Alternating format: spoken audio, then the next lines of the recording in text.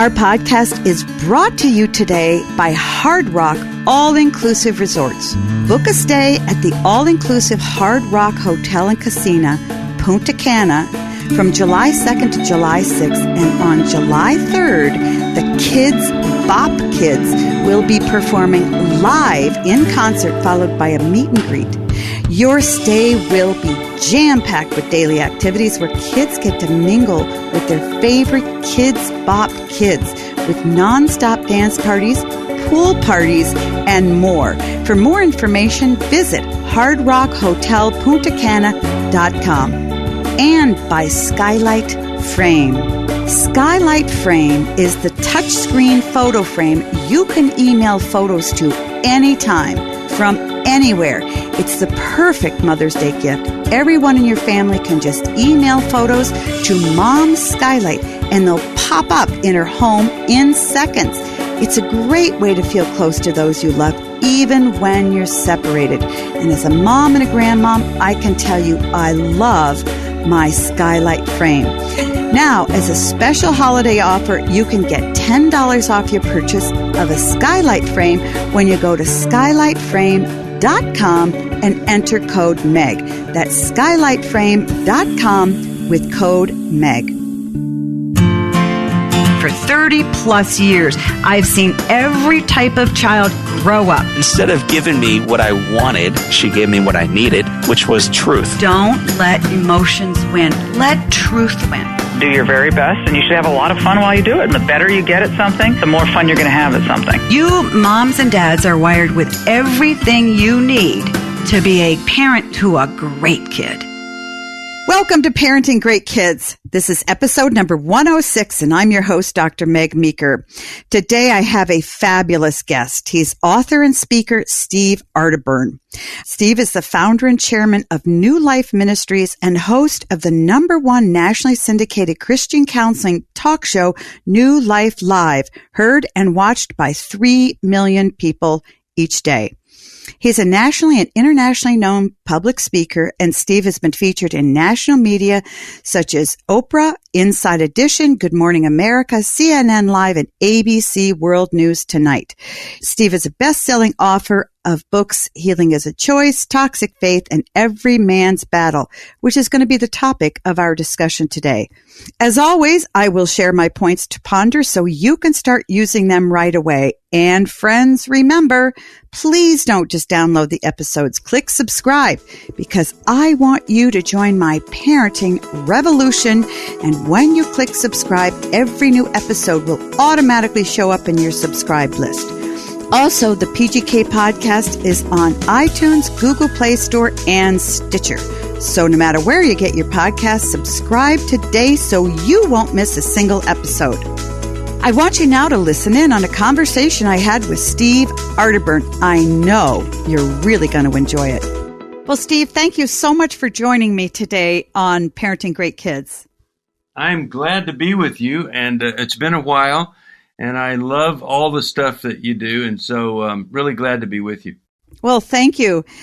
Today we're going to talk about a tough topic. We're going to talk about pornography, sexual temptation, primarily in sons, though I know a lot of the women out there are going to be kind of thinking about their husbands in the back of their mind. Before we go into why sons are so tempted and why they're drawn to pornography, can you bring us into the mind of a teenage boy and or young man and what they're thinking about, what they're struggling with? Well, sure. I think that it would be, I don't really know of a good analogy for it, but inside this brain and surging throughout this young boy's body are these new hormones that are they're doing something. They're creating.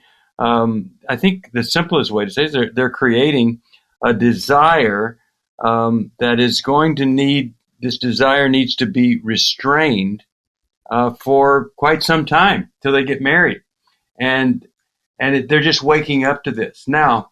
That's in a normal child. If you're like me, for some reason, my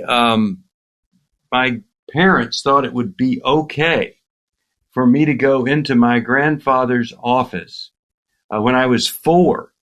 His office had the very first Playboy pen fold-out centerfold in his office, and I was exposed to pornography very early on. Mm. So as a man or a little boy, you know this is forbidden. You know it isn't something that you're supposed to see, and so it creates a sensation in you. And if you are just a normal teenager and you have access to this normal sensation, and you have access to an arousal, something that sparks an instant mood change in you, and that mood change feels really good. And then as you grow older and you're introduced into self-pleasure and all of that, all of a sudden you can take a very nice young man who's on the right path, doing all the right things, and instantly, or within a very short length of time, this young boy can be literally, you could say, if we don't want to use the word addiction, we could say a compulsive user of this mood-altering, mind-altering experience. And I got to tell you, it is just as addictive as any other drug, because when that experience happens, dopamine has a spike in the brain, and so it's not an emotional kind of dependency or habit or whatever. It is a physiological dependency, or you could say even addiction, because there's a chemical change in the brain. So a guy if he's not restricted on the phones, computers, and all this, rather than finding an old magazine in a back alley or something, he literally has access to millions and millions of the most perverted pictures and the most objectifying, demeaning videos and scenarios with women in it. That it is just devastating what it does to his mind and his heart, his spirit and soul. One of the things I didn't realize that you just said is, even as a pediatrician who's been doing this a long time, I was under the impression that boys and men became addicted because of the physiologic pleasure, not necessarily mood altering. So you're really saying it's a dual addiction in a way. Well, it actually gets worse than that, Meg. As a pediatrician, you know of this wonderful bonding hormone, oxytocin, mm-hmm. that a mother secretes when she's nursing, and it fills her and then fills her baby, and it's like a supernatural hormone, I think, from God, this bonding hormone. And, if you go back to cave woman days, we can imagine a cave woman, she's nursing her child, she's bonded to her sweet baby, but there's another property that oxytocin has, and that is the more bonded you are to your baby, the more aggressive you are to anything that threatens what you're bonded to. So when the mountain lion roars outside the cave, she will, rather than let that lion come in and hurt her baby, she will go out there and she will attack that mountain lion with a vengeance, because she's got supernatural aggression against it to protect what she's bonded to. All right. So when a man or young boy has a sexual experience with pornography, we know that when we have a sexual experience, that produces oxytocin in us. It's a supernatural bonding hormone that brings us, men and women, together. And it's that feeling of well-being after we have been sexual in our marriage. Well, if you have a sexual experience with like a pornographic video or whatever, you will have oxytocin streaming through your bloodstream. You bond to the pornography. So that does two things. One, I'm bonded to it, and so it's another level of dependency, devotion, addiction, but I'm aggressive toward anything that's a threat to it. If I'm a young person, the threat is my mother, probably more than anything. If I'm a married man, the threat is my wife. And so I don't understand. Let's go with the married scenario, and then we'll get to the teenager. I don't understand as a man, what is this? 6 months ago, before I was using pornography, I was in love with my wife. She's the greatest thing ever. Now I can't stand to be around her, and I don't understand what has happened to us or to me. Well, here's what happened. You're aggressively against her because she's a threat to what you're bonded to. And if you're a young man, you don't want to be found out. You're living in shame, and your parents may destroy this thing that you're bonded to. So it is so it's so insidious, but it totally engulfs every area of your development as a teenager, from a standpoint of, yes, there's a physiological experience, but yes, there is emotional, and there is even this oxytocin bonding experience that goes on. And when we wrote Every Man's Battle 20 years ago, we didn't know any of this, but to me, over the years, that one piece there has helped me understand how pornography can so destroy development and so destroy a marriage in a very, very short length of time. So are you saying if a man is involved in pornography regularly and he gets bonded to the pornography and he goes and has a sexual encounter with his wife, he's disappointed in that, or he doesn't have the oxytocin, or I'm just trying to understand what the difference is between him being sexually satisfied through pornography versus being sexually satisfied through his wife. Can that not be at the same time? Well, the first time, let's say he uses pornography, and then later that day, his wife, they're sexually intimate. That's probably not going to be a big problem, but it will be. And, I think probably the most glaring example of what happens is 3 years ago, Time magazine had a cover story on adolescent young men stopping the use of pornography. And, it wasn't because they found Jesus or they wanted a deeper spiritual life. They quit pornography because the more into pornography they got, the less they were able to be sexual with their girlfriend. Mm-hmm. So you call it the pornified male. And the pornified male, when that person starts using pornography, it's the beginning of total objectification and depersonalization of a woman. So a guy, and this is some of the research that we discovered later on, a guy can be totally sexually dysfunctional or have erectile dysfunction with a female, and 86% of the time can be functional with pornography. Why is that? Because it becomes such an instant, quick fix, depersonalized. It destroys what the sexual intimacy experience was meant to be.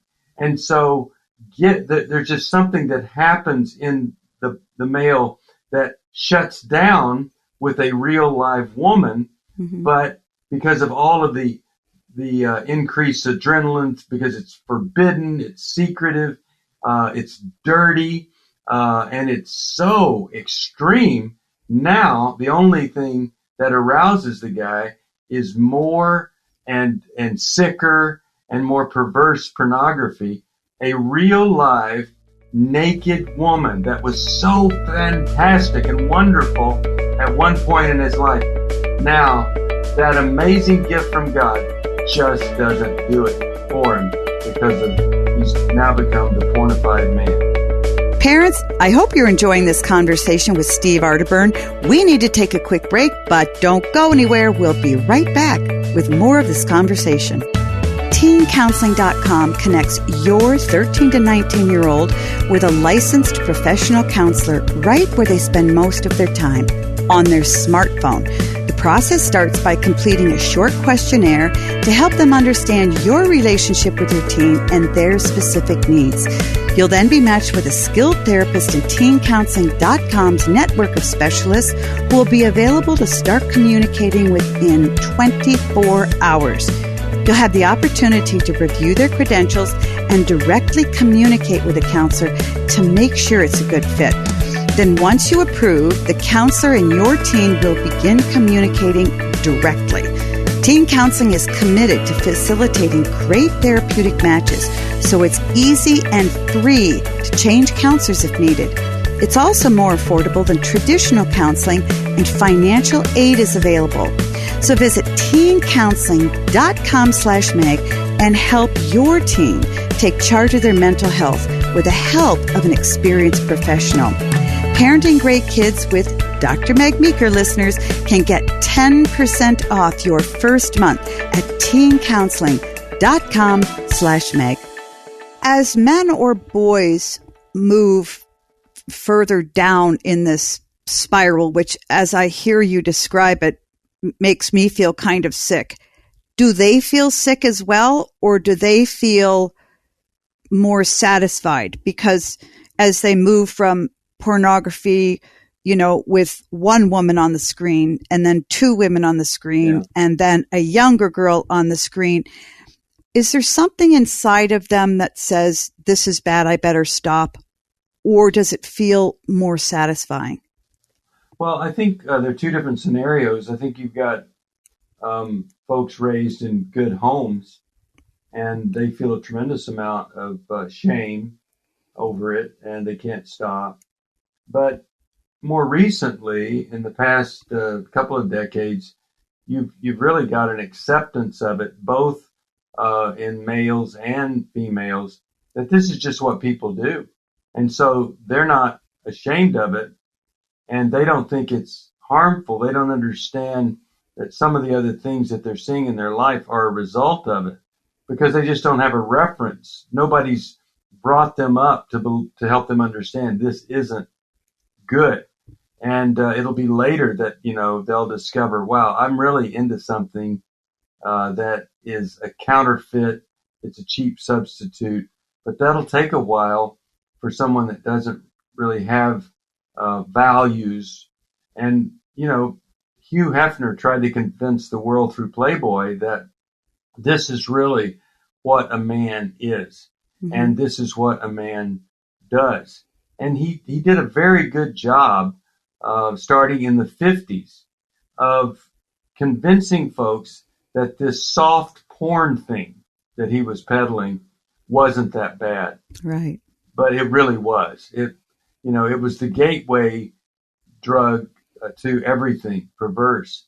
And everything that he said that this way of life would do for you, people since his death have said he was just the exact opposite.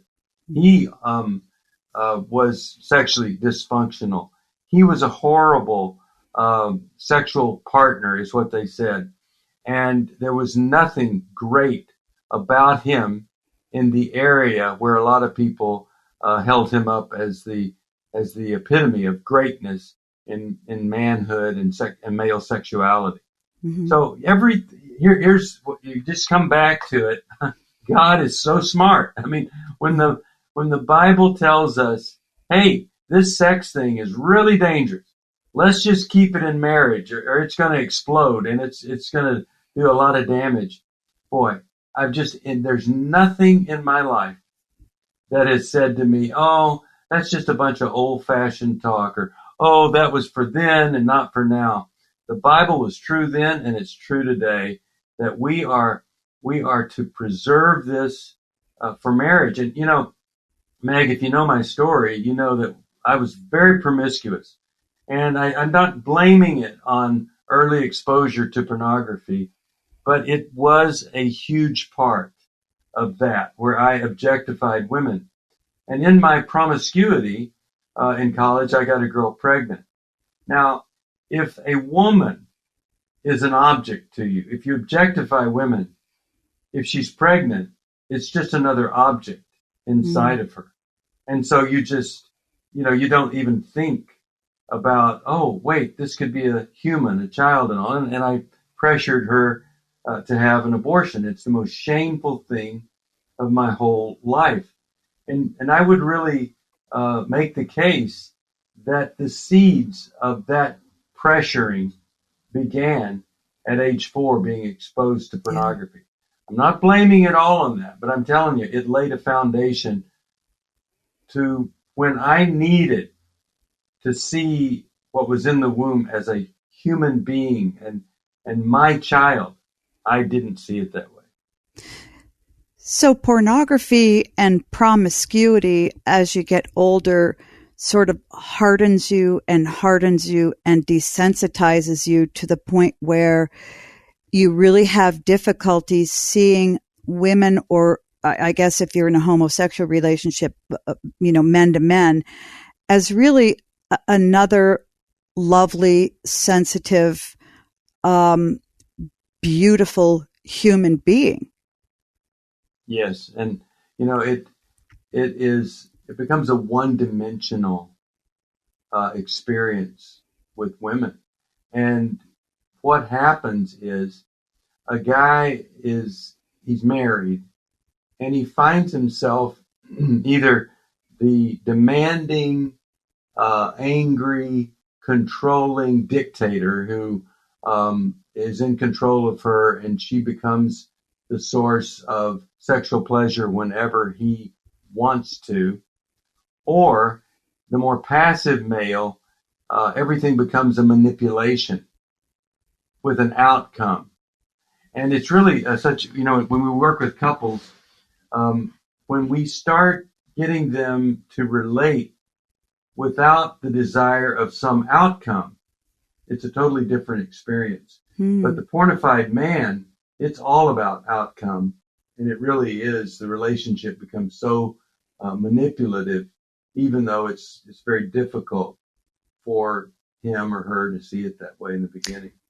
So how does the passive man, what does he want as outcome? Because I also often hear, parents say, well, my 18-year-old son is so quiet and so good and kind and everything. The passive male, how are they manipulating and what are they wanting? Well, the passive male in the marriage, he is who is pornified. He's seeing this partner as somebody that is there for his sexual gratification. Mm-hmm. So, if he's, being nice and wonderful, it's not because she deserves a man to be kind, considerate, nice, and wonderful. He has an end point here that has sexual gratification there. Now, so here's the thing. It becomes the agenda rather than the natural result of heart-to-heart and soul connection. And it cheapens sex inside of marriage. It's really tragic because I think sometimes in the community I'm in, which is the conservative Christian community, we have more people getting this wrong than right. And they just see, okay, we're married now, and so sex is something that I should be able to ask for and have all the time. And they miss what it's like when a couple really has this heart-to-heart intimacy. When, we talk about, my wife and I talk about this place that we work so hard to get called attunement, where it's almost like you're Bluetoothing each other, that you're in tune. And as a result of that, you're both wanting to experience each other and be as close to each other as you possibly can. And that I think is what God intended for sexual intimacy to be in a marriage. And we're so far from that, we lose that, and it just becomes all about, well, is she going to withhold sex from him or not? Is he going to do that with her? Is he going to withdraw and not be available to her at all? And so it all becomes this physical act thing rather than the culmination of two people who love each other, who are serving each other. And, one of the most powerful verses in the Bible says that we need to submit to each other. I just think when you've got two people submitting to each other, where you don't have a dictator-doormat relationship, you have the possibility for a true attunement and intimacy in marriage. And then the sexual experience becomes something that I think people hope for. But at some point, they stop believing it's true. And that's where I want to get people. I don't want people to stop using pornography. That sounds weird. Mm-hmm. But if I just tell you about how bad pornography is, and I don't tell you how good the other part can be, and I don't tell you how to get there, then all I've done is produce some shame in your life. Right. And there's so much shame around pornography anyway. Just in response to your talking about adult couples being attuned to one another or Bluetoothing, I really want to encourage women and men who have been married 5, 10, 15 years going, well, that's never going to happen. That's never going to happen. I would give a plug for marital longevity. My husband and I have been married 38 years, and I can tell you, I really understand what you're talking about, but it takes time and it takes work. It doesn't happen in the first 5 years of your marriage. No, it doesn't. No. Yeah, and I think that on some level, a lot of our listeners will want what you're talking about and sort of understand what you're talking about, but say, that's never going to happen. Well, it's never going to happen if you don't hang in there long enough. You don't work with each other. You're not honest with each other. So I just want to encourage younger couples out there, because I think they'd say, well, that's never going to happen with me. I have actually heard, I don't know if it's a trend, but I've had some conversations with some 20-something-year-old men who are married who really believe, I think there was an actor, somebody famous, who said, I find pornography so satisfying that my wife and I have decided we're going to have our sexual needs met through pornography and just leave each other alone. And he really believed that was okay in his life. I think that in our culture, we've come to see teenage boys as the only thing they are is a shell with this animalistic sexual drive that needs to be satisfied, that's good and that's okay. And that as they get older, they're so sexually driven that immersion in pornography or promiscuity is okay because that's what guys do. And there almost seems in some circles to be a cultural acceptance of this and sort of a surrender to, if pornography is what fulfills this man, I should just let it go. Well, I know you've just described what you say to that, but if there are parents out there who think, look, it's really okay. Pornography is helping my son. It's not going to lead anywhere bad. Describe to those parents a little bit further, if you can, what their sons are going to miss out on if the parents don't try in some way, in a healthy way, to help him. Yeah, and by the way, the actor simply said out loud what's happening in so many marriages, that literally she has given up on any kind of a rewarding experience. In fact, many times she doesn't even want to be around the guy sexually anymore because it's just so sick and perverted.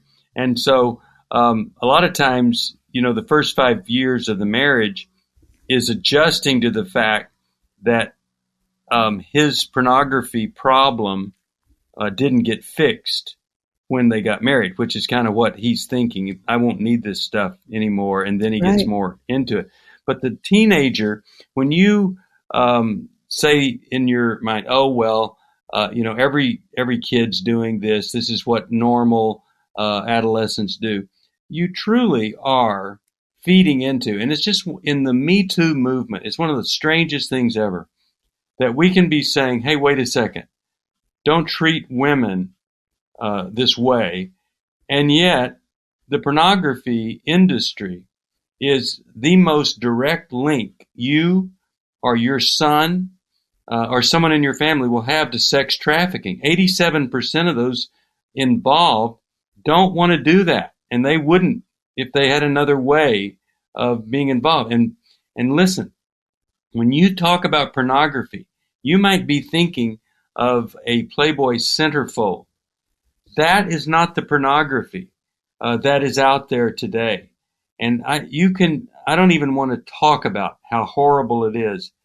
But the pornography today that you're saying, well, just maybe it's okay if he looks at this. He will find child pornography, he will find bestiality, and he will find women being filmed in filth and the most degrading practices you could possibly imagine. And you're a woman, you're the mom, and that's how he's going to eventually come to see you, and he's going to come to see his future wife in that way. So no one would say, let me just go ahead and have my son back up the car and fill his room with carbon monoxide and kill portions of his brain every day. You wouldn't do that. But you are allowing him to kill parts of his brain that he needs to be a healthy, vital person in life and in marriage and in relating to all sorts of women. Mm-hmm. So don't feed into the world or some kind of thinking. And by the way, we're talking about young men. My wife facilitates a group at our church for women with sexual integrity problems. And many of these women are just as hooked on pornography as the men are. And we just never dreamed that we'd see this 20 years ago, but it's real for them. So it's not just a young male in the bedroom problem. It's your daughter also that you have to protect her, because there are guys that want, and they're exposing teenage girls to pornography. They want them involved with it too, because they want them in with them to play out the things that they show them in the videos that they're watching. So they send it to them, and then it produces something inside, breaks through a lot of barriers inside the young teenage girl, and pretty soon she's got the same kind of problem. It's really a form of sexual abuse. Absolutely, no question. And then you've got a generation, or certain percent of the generation of women who are sexually abused, and then all of the problems that stem from that, which are enormous. Not even talking about the women, children who are in these films and doing this. I mean, we're killing off young people. Now, on to my points to ponder. 1, pay close attention to what your son may be watching on the internet. If you have a teen son, it can be hard to find what he's looking at. Some parents feel that they're violating a son's trust or crossing boundaries that they shouldn't be crossing if they go and look at what their son has been looking at. First of all, tracking what your son has been looking at has nothing to do with trust. You can trust your son, but looking at pornography is a whole different ballgame, because boys can be so quickly addicted, and that's harmful to them. So really, you're helping your son keep from going downhill. This is a safety issue, and boys quickly become addicted to porn. If your son were drinking alcohol, you'd want to know it. What's the same thing with porn? You're not crossing boundaries. Again, it's a safety issue, not a simple conversation he's having with his buddies. When it comes to serious behaviors, secrets only lead to destruction. 2, confront the subject. Many parents are afraid they'll insult their sons if they talk about porn, or they may be simply embarrassed, both parents and son. The best way to approach this subject is to keep it impersonal with a statement like, I know that porn is pervasive in our society, and I know it can be really destructive to men emotionally and in their relationships. Have you seen this to be a problem with your friends? How do you think they handle it?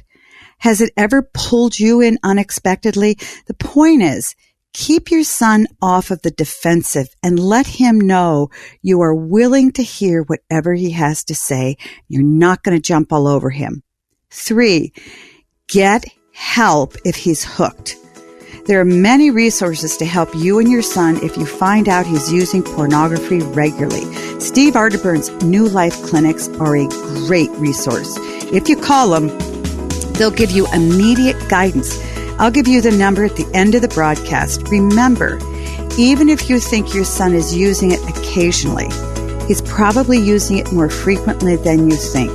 So make the first phone call. Let's get social. All right, parents, you know that I want to hear from you and interact with you. You can connect with me on Facebook, Twitter, and Instagram at Meg Meeker MD. Or if you have a question, send it to askmeg@megmeekermd.com. Today I have a question from Desiree. Hello, Dr. Meg. I have a 14-year-old daughter that has been through trauma. I have her in therapy, but she's belligerent, curses at me, and is disrespectful. She's angry. I try not to feed into that anger by listening and not reacting, but it's really hard. How do I handle her? Well, Desiree, I really appreciate your question. The good thing is you know where your daughter's belligerence is coming from. She acts out. It will really help you if you refuse to take her behavior personally. So when she acts out, pretend she's your neighbor's daughter. This sounds silly, but it can help you distance yourself from her so that you can react in a less emotional way. Here's what I would do. First, tell yourself this is really hard for you and find a friend or two who will be your sounding board. When your daughter is angry and belligerent, you need someone to talk to vent about it. If you don't, you're going to take it out on your daughter. Second, when your daughter's calm, say something like, honey, being mad about whatever she's mad about is normal and healthy. I understand and I know your anger hurts. And it will get better, but it's important to know, though, that in our family, don't say you, that in our family, when you're mad, there's things we can't do. And list those things like say certain words, ruin things around the house, or whatever else she's doing. Then tell her that it's too bad, but if she is angry, says hurtful things, ruin stuff around your house, or is just out of control, that you will have to impose consequences. Take her cell phone away for a week, her iPad, whatever it is. You don't take it away just for a day or two. You take it away for a week. She is being disrespectful, and when you allow her to continue to act this way, it's cruel to her. It will make her more miserable. So you need to be really firm here and set boundaries. Setting boundaries is not mean. It helps her be happier. Once you set the boundaries, say, you're getting more mature and I know that you can do this. Last year, you couldn't control the words that came out of your mouth or how violent you acted, but I know that you can now because you're getting older. I really don't want to have to take your phone away, so I hope you don't put me in a situation where I will have to. And this puts a responsibility on her shoulders. My friend Henry Cloud taught me this, and he wrote an excellent book called Boundaries. You need to read it. Finally, hang on. Your daughter will grow and mature, and this is a tough time for both of you. Don't get discouraged. It'll pass if you just stay steady and let her know you aren't going anywhere. She's doing everything she can to push you away, but let her know you're not going anywhere. You can do this. My next question's from Emily. Dr. Meeker, my husband and I have a question. You mentioned the importance of dads having one-on-one time with their children. We have 2.5-year-old twin boys. We've tried doing one-on-one time, but they always want to be together. It's very hard to leave one and take the other. Would you recommend going by their cues and just take both of them, or push for one-on-one time? Hey, Emily, what a great question. At this age, let the kids go together. Twins have a bond that I believe is unusual for other siblings. Twins typically want to do things together, so you never want to break that up unless they're willing to do that. So right now, have your husband take both of them together and don't worry about it. As they get older, they'll give you cues as to whether they want alone time with dad or not. But thank your husband so much for his willingness to be a really good dad and take them out and do things together. Parents, you know I love answering your questions, so keep sending them in to me. You can email me any question to Ask Meg at megmeekermd.com. Again, Ask Meg at megmeekermd.com. I want to thank my guest, Steve Arterburn, for joining me on the show today. To find out more about Steve and the fabulous work he does, go to stevearterburn.com. There you can read his latest blogs or purchase one of his books. If you found that this podcast was helpful, read Every Man's Battle. You may want to read it for your husband, for your son, or maybe your husband needs to read it. If you'd like to contact New Life Clinics, you can call 1-800-NEW-LIFE. That's 1-800-639-5433.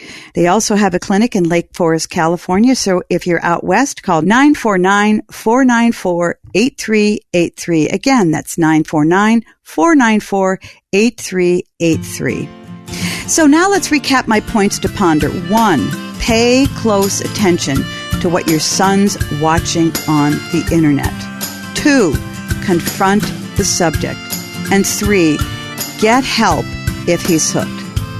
So until next time, parents, always remember that great kids are raised, not born. Hey, this is Bobby, producer of Meg Meeker's Parenting Great Kids podcast. Thanks for listening, and because of your dedication to raising great kids, Dr. Meg's Parenting Revolution has grown to over 3 million downloads. Head on over to Facebook and Twitter and follow @MegMeekerMD and check out what's new at megmeeker.com. And while you're there, sign up for the newsletter to stay updated and get information about giveaways. Don't forget to share the podcast with other parents, subscribe so you won't miss anything, and leave us a review so we know how we're doing.